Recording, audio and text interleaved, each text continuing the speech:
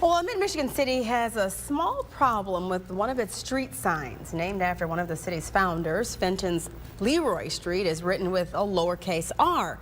But now history shows that R should be capitalized.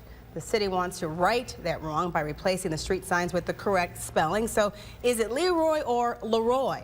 But as TV5's Rachel McCrary shows us, that won't be an easy task.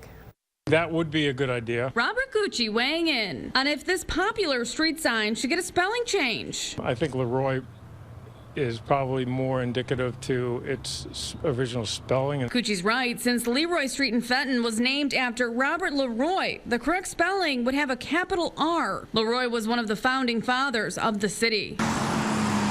But somewhere along the way, since the street was named, the R has been lowered. This is when Gucci gets mixed emotions. I could go either way with that, actually.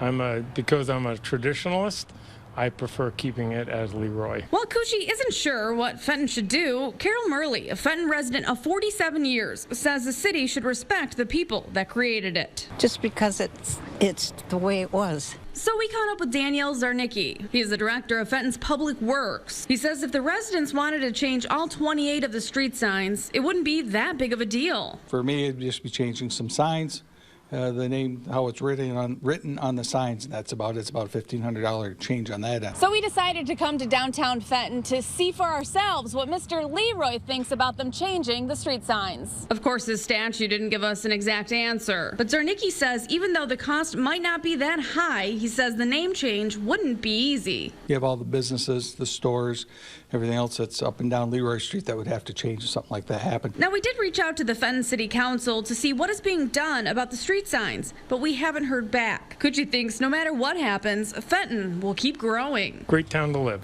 and work, and I think people really enjoy it no matter which way it's spelled. Reporting in Fenton, Rachel McCrary, WNEM TV5.